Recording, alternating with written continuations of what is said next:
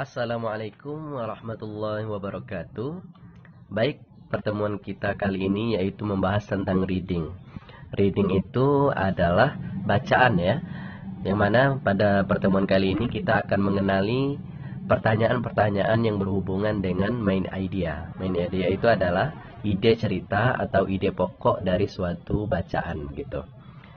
Kita langsung saja. What is reading? Apa itu reading? Reading adalah a skill which enables us to get message. Artinya kemampuan yang membuat kita bisa untuk mengambil pesan-pesan atau hal-hal yang tersimpan di balik bacaan yang ditulis oleh para penulis gitu ya. Itu yang pertama. Reading adalah yang membuat kita bisa untuk mengambil pesan-pesan di dalam bacaan. Kemudian reading is recognizing the written words, written symbols, yaitu mengenal kata-kata tulisan, tulisan, terus kata-kata atau simbol-simbol dari tulisan, ya. Karena nanti di dalam cerita itu banyak bahasa atau sastra-sastra bahasa yang bahasanya itu luar biasa, mempunyai makna yang dalam gitu. Nah, itu cara kita mengenalinya ialah dengan reading ini, yaitu membaca gitu. Kemudian reading is understanding the meaning, yaitu mengetahui atau memahami artinya ya. Dari bacaan itu kita baca, kita tahu artinya, terus kemudian kita paham apa jalan ceritanya, kemudian kita tahu apa yang dimaksud dengan bacaan yang kita baca gitu. Kemudian reading is used to each pronunciation. Jadi reading ini membiasakan kita untuk melatih pengucapan bahasa Inggris. Jadi ketika kita membaca dengan suara yang agak lumayan kuat, dengan suara yang agak louder, besar gitu ya, maka itu akan membiasakan kita untuk melatih pengucapan bahasa Inggris. Yang mana pengucapan bahasa Inggris ini, pronunciation, itu jarang sekali untuk dapat dikuasai dengan begitu saja. Kecuali dengan melatih bagaimana untuk menyebutkan kata demi kata dalam bahasa Inggris, salah satunya dengan cara reading itu, yaitu membaca gitu ya. Kemudian grasping information from the text, artinya adalah kita mencari tahu informasi-informasi yang ada di dalam teks gitu ya. Jadi itu reading.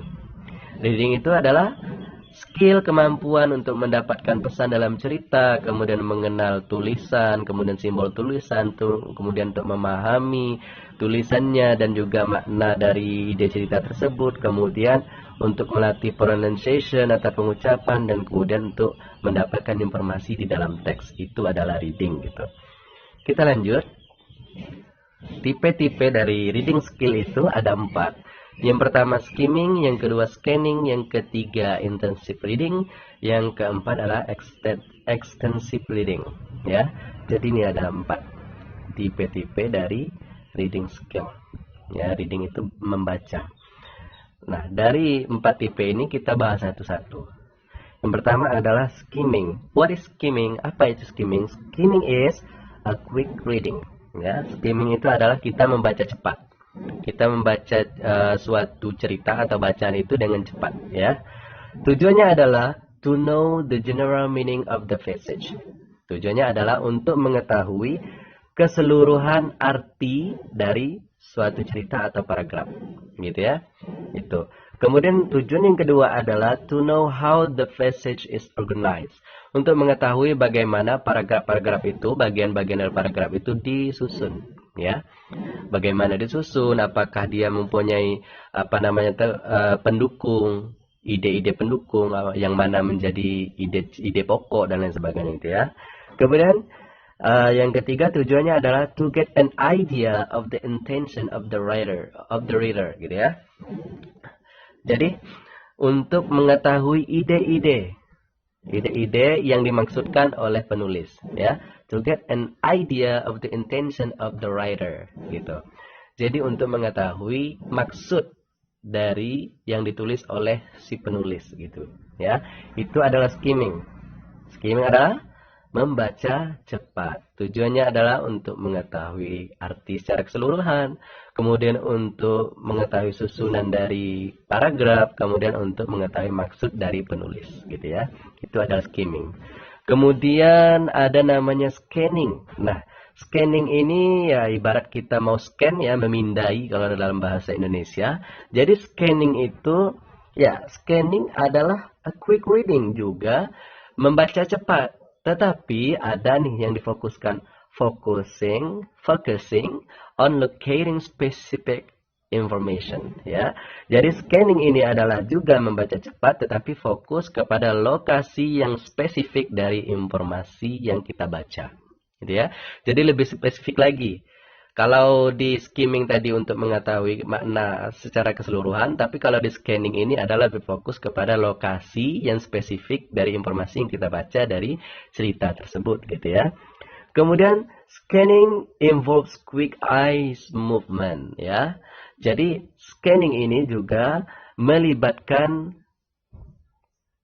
kecepatan pergerakan mata. Jadi ketika kita baca cepat, ya pergerakan mata kan harus cepat juga untuk mencari specific location pada informasi tersebut, untuk mencari lokasi yang spesifik, ya, untuk spesifik informasi. Maksudnya lokasi spesifik ini adalah di mana sih yang informasinya lebih spesifik gitu dari bacaan itu gitu. Ya, jadi kita mengenali mana lokasi yang informasi yang sangat penting gitu ya, itu maksudnya. Jadi dengan membaca cepat itu kita hanya mencari lokasi kata-kata yang penting atau kalimat-kalimat yang penting dengan pergerakan mata yang cepat gitu ya. Tuh. Kemudian itu adalah scanning. Kemudian ada namanya intensive reading.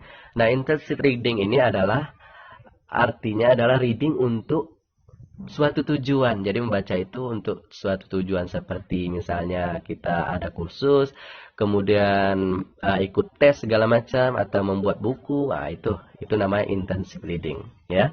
Jadi intensive reading itu kadang-kadang disebut dengan narrow reading, ya. Narrow reading itu adalah membaca tetapi dengan batasan gitu ya. Ini melibatkan pilihan daripada bacaan dari mahasiswa itu tersendiri gitu ya.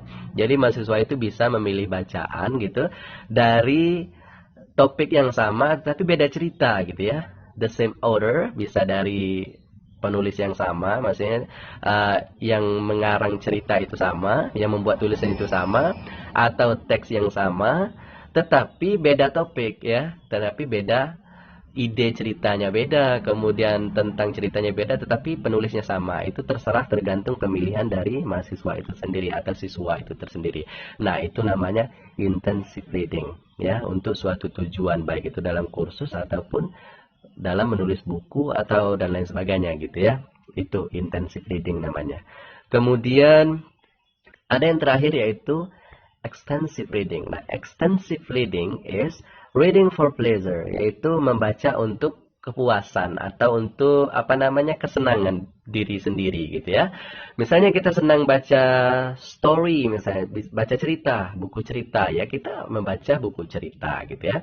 Kemudian kita senang membaca novel, ya kita membaca novel. Kemudian kita senang membaca majalah, ya kita membacanya majalah dalam bahasa Inggris misalnya ya.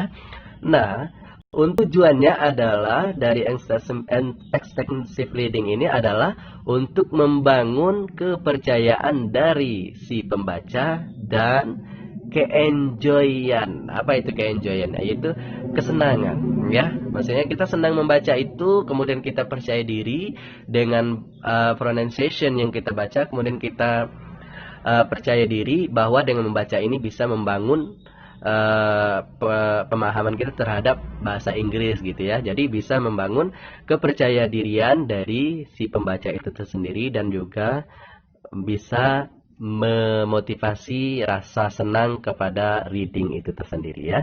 Jadi extensive reading ialah membaca untuk kesenangan pribadi gitu ya. Maksudnya senang baca novel ya novel, senang baca cerita ya cerita gitu. Kemudian ada namanya main idea. Ini yang akan sering muncul di dalam soal TOEFL ya. Main idea itu adalah Main adalah utama, idea itu adalah ide. Jadi digabung ide utama, atau bisa kita kiaskan ke bahasa lain ialah ide pokok gitu ya. Jadi ide pokok itu namanya main idea. Nah, the main idea is the big point. Ingat, main idea ini ya, ini adalah big point, poin yang besar, poin yang penting gitu ya. Or the most important idea ialah ide yang sangat penting ya. Ingat, ide yang sangat penting that the writer is communicating to the reader ya, yang penulis itu berkomunikasi dengan si pembaca. Jadi main idea, ide pokok ini adalah hal terpenting, ide yang terpenting, cara bagaimana penulis itu untuk berkomunikasi dengan si pembaca ya, itu namanya ide pokok. Kemudian often the reader can find the main idea just by looking at the title. Jadi main idea ini juga bisa kita lihat dari judulnya saja. Dari judul bacaan itu, oh ini tentang ini nih. Oh, ini pasti membicarakan tentang ini. Nah, bisa kita kenali dari judulnya gitu.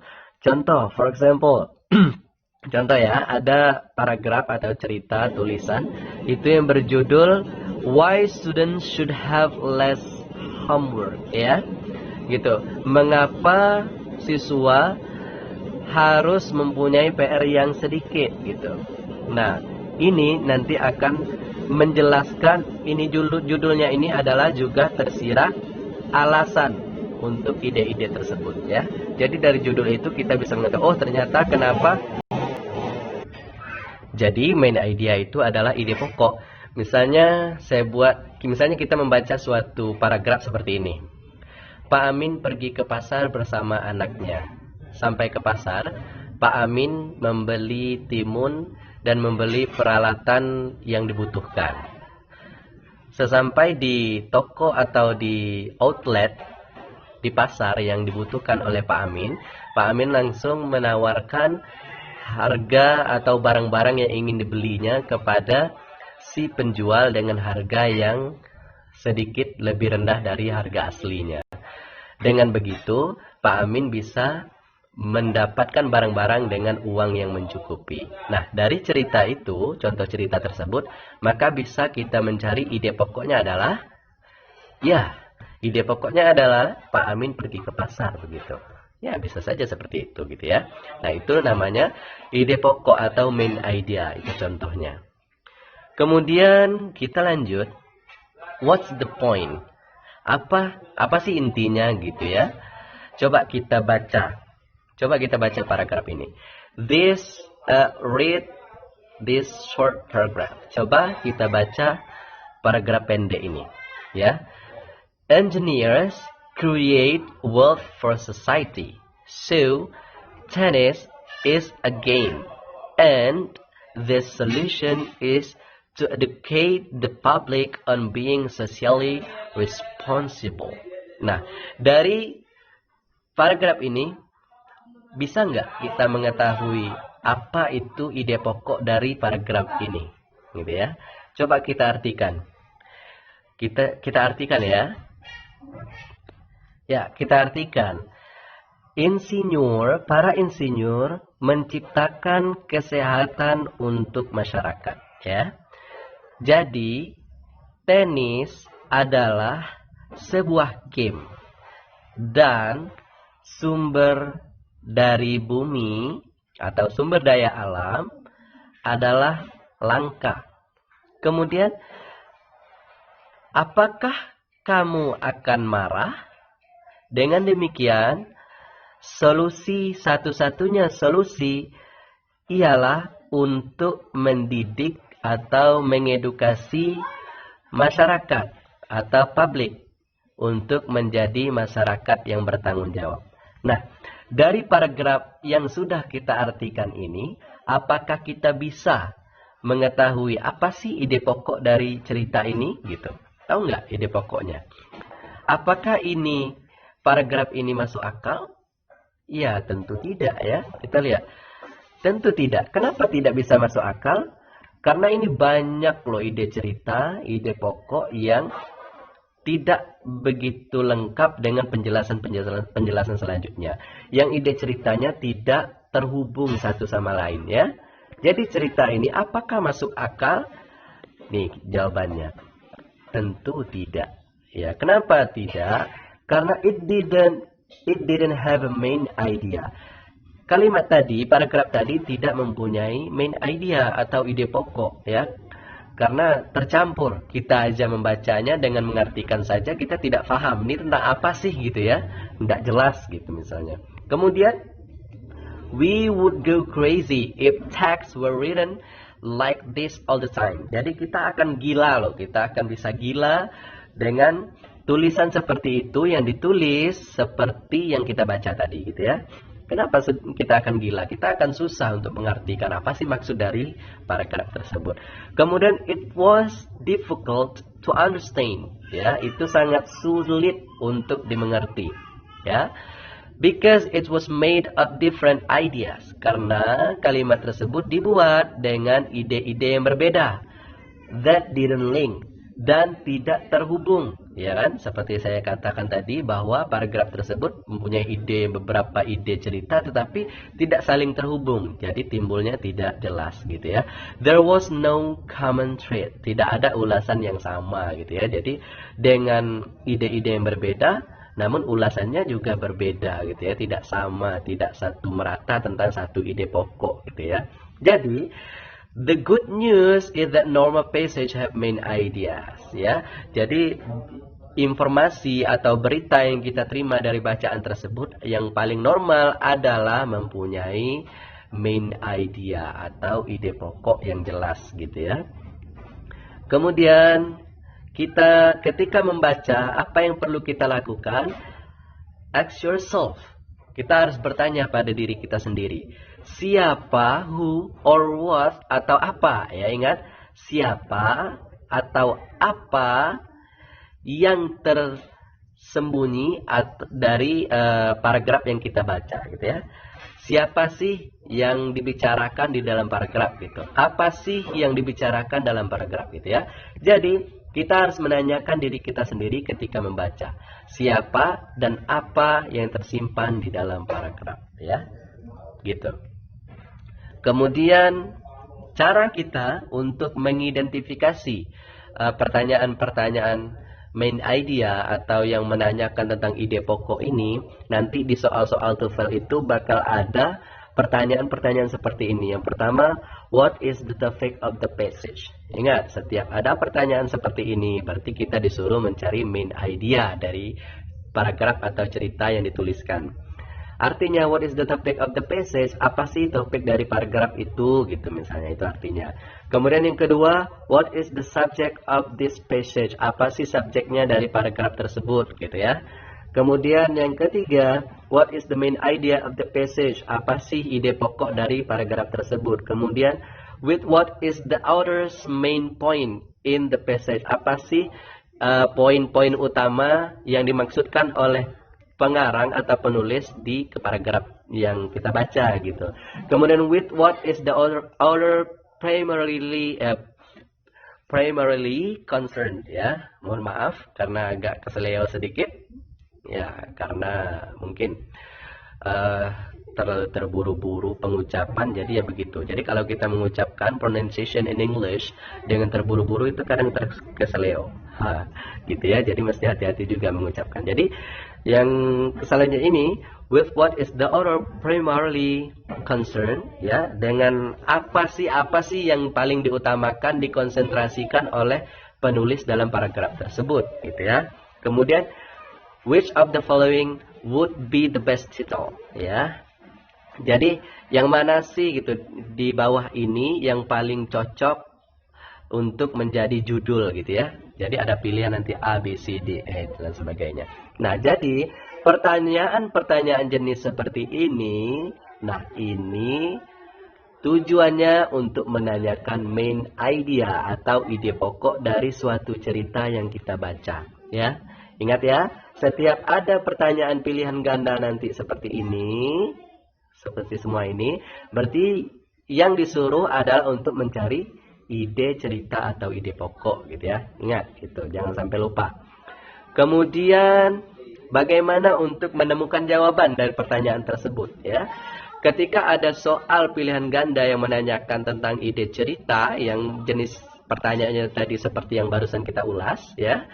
Cara menjawabnya adalah the answer to this type of question can generally be determined by looking at the first sentence of each paragraph. Jadi, jawaban untuk pertanyaan seperti itu biasanya bisa ditentukan, ya, bisa ditentukan atau bisa dicari dari melihat kalimat pertama. Ingat, kalimat pertama pada setiap paragraf. Kan cerita itu kan ada paragraf, ini paragraf, ya. Kemudian paragraf 2, ini. Kemudian paragraf 3, ini. Nah, caranya adalah untuk mencari ide pokok itu, main idea adalah untuk melihat atau ditentukan dari setiap kalimat pertama dari setiap paragraf. Ini paragraf, ya, paragraf 1, paragraf 2, paragraf 3. Kita harus mencari kalimat pertama. Nih kalimat pertama dari sini misalnya. Nih dari sini, ya. Kemudian dari sini. Tuh, dari sini. Nah, dari setiap paragraf ini, ya, kita lihat kalimat pertamanya. Ini tadi, berarti di sini kita bisa menentukan main idea-nya. Kemudian di paragraf kedua, kalimat pertama, di sini kita tentukan mana sih, apa sih main idea-nya, ide pokoknya. Kemudian paragraf 3 gitu, ya, gitu di sini. Nah, begitu cara menjawab atau menemukan ide pokok atau main idea dari pertanyaan-pertanyaan yang kita telah ketahui di sebelumnya ini tadi, ialah untuk ditentukan atau dicari melalui kalimat pertama dari setiap paragraf. Sampai sana paham? Ya, mudah-mudahan paham, ya. Kemudian cara untuk menjawab pertanyaan, ya. Kalau tadi cara untuk gimana sih menemukan jawaban. Nah, kalau ini cara untuk menjawab, ya. Nah, cara untuk menjawab pertanyaan seperti itu, yang pertama adalah read the first line of each paragraph. Jadi kita harus membaca baris pertama dari setiap paragraf, ya, karena tadi itu adalah kalimat pertama pada setiap paragraf, maka kalimat pertama itu adanya di baris pertama, ya kan, sampai ke titik gitu di baris pertama. Nah, caranya baca baris pertama pada setiap paragraf. Nah, di situ nanti kita akan menemukan main idea atau ide pokok, ya. Kemudian cara kedua adalah look for a common theme or idea in the first lines, ya. Kita cari tema yang sama atau ide yang sama pada setiap kalimat di baris pertama gitu, ya. Jadi setiap paragraf itu ada baris pertamanya. Kita lihat ada nggak tema yang sama atau ide yang sama dibicarakan. Kalau ada, berarti itulah main idea-nya atau ide pokok dari tulisan yang kita baca gitu, ya. Nah, kemudian yang ketiga, pass your eyes quickly over the rest of the passage to check that you really have found the topic sentences, gitu, ya. Jadi kita harus melewatkan, mata kita harus bergerak cepat untuk melewatkan bacaan-bacaan, sisa bacaan. Kan misalnya kita sudah menemukan nih topik yang sama, ide yang sama dari setiap paragraf di baris pertama, gitu, ya. Nah, setelah kita mengetahui itu, kita lewati aja. Membaca cepat tapi tidak membaca. Kita lewatin saja paragraf-paragraf sisanya, ya. Setelah kita mengetahui ide ceritanya, kita hanya melewati saja ide, membaca untuk mengecek saja apakah ada ide-ide lain selain yang kita telah tahu gitu, ya. Nah, itu untuk cek saja, membaca cepat untuk mengecek apakah benar ide pokoknya itu gitu, ya. Jadi cara nomor 3 ini adalah kita cek gitu, ya, dengan membaca keseluruhan paragraf. Apakah main idea, ide pokok yang kita temukan itu sudah benar atau tidak gitu, ya. Kemudian cara yang keempat adalah eliminate any definitely wrong answers. Jadi setelah kita baca, kita temukan main idea-nya, kan nanti ada soal A, B, C, D, E. Kemudian kita eliminate. Eliminate itu adalah kita diskualifikasikan, kita hapus atau kita coret, ya. Kita buang pilihan itu gitu, ya. Kita buang pilihan yang salah gitu. Yang kira-kira A, B, C, D, E itu ada pilihan yang salah. Misalnya ada 2, A dan D misalnya yang salah. Kita coret A dengan D. Berarti itu tidak termasuk pilihan gitu, ya. Kita eliminasi, ya. Kemudian tinggal lagi B, C, sama E. Tinggal 3 lagi yang harus kita pilih. Kemudian choose the best answer from the remaining choices, ya. Dari sisa pilihan kita yang telah kita eliminasi tadi. Misalnya kita telah membuang A sama D tadi. Berarti sisa B, C, sama E. Nah, dari B, C, sama E itu kita pilih yang mana sih jawaban yang terbaik, jawaban yang benar, yang cocok dengan pertanyaan dari soal-soal tersebut gitu ya. Itu caranya. Pertama adalah untuk membaca setiap baris pertama, setiap paragraf. Kedua adalah untuk membaca tema yang sama, ide yang sama dari baris pertama, setiap paragraf. Kemudian kita cek dengan membaca paragraf yang lainnya untuk menentukan apakah benar atau tidak ide pokok yang telah kita cari itu. Kemudian yang keempat, kita eliminasi jawaban-jawaban A, B, C, D, E itu yang mana sih yang salah gitu. Kemudian kita pilih jawaban yang benar pada sisa dari jawaban yang telah kita eliminasi tadi gitu ya. Jadi itu cara untuk menjawab pertanyaan-pertanyaan untuk tentang main idea atau ide pokok dari suatu bacaan ya. Kemudian ya begitu. The topic sentence. Topic sentence ini adalah kalimat atau kalimat yang ada topiknya. Kalimat topik ya. Many paragraphs have topic sentences that indicate the main idea. Jadi banyak paragraf itu topik kalimat yang mengindikasikan ya, ide pokok gitu ya. Kemudian find the topic sentence in this paragraph. Coba kita temukan di sini. Kita temukan apa sih ide pokok atau main idea dari paragraf ini. Coba kita baca. Homeless people have many problems. Ya. In winter, pada musim dingin, it's hard to stay warm. Ini sangat sulit untuk menghangatkan badan gitu ya. And it gets too hot in summer. Dan itu sangat panas sekali di musim panas. Jadi di saat musim dingin itu susah untuk menghangatkan badan, sedangkan di musim panas itu sangat panas sekali. Ya, it's also hard to keep things safe without a home. Jadi ini juga sulit untuk menjaga barang-barang tanpa ada rumah gitu ya. Karena homeless people itu adalah pengemis ya yang tidak punya rumah. Pengemis tidak punya rumah. Dia susah untuk menghangatkan badan di musim dingin. Kemudian sangat panas apabila berada di musim panas karena tidak ada tempat berteduh, ya kan? Tidak ada juga tempat untuk menghangatkan badan seperti perapian di perumahan di luar negeri gitu kan, yang ada api di dalam rumah gitu.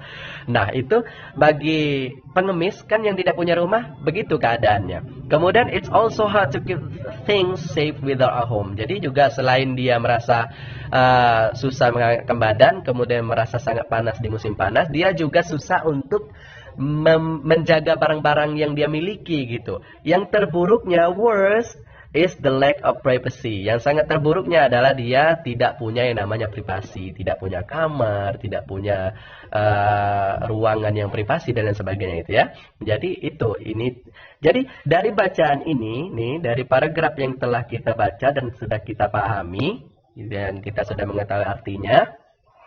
Coba, apa sih main idenya gitu? Apa ide pokok dari paragraf ini gitu? Nah, benar. Dari yang telah kita pelajari tadi bahwa ide pokok itu ada di baris pertama. Di baris pertama setiap paragraf. Tuh, ya, baris pertama. Nah, baris pertama itu di kalimat pertama. Ingat nih, kalimat pertama nih. Ya kan? Ada nih kalimat pertama. Ini kan sampai titik kalimat pertama. Ya, itu. Berarti ide pokoknya dari cerita ini adalah ini di kalimat pertama di baris utama ya.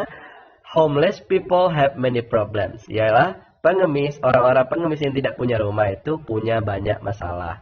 Namun yang ini adalah keterangannya saja, keterangan dari ide pokok tersebut ya. Jadi betul dari yang kita pelajari tadi bahwa ide pokoknya sudah kita temukan di sini.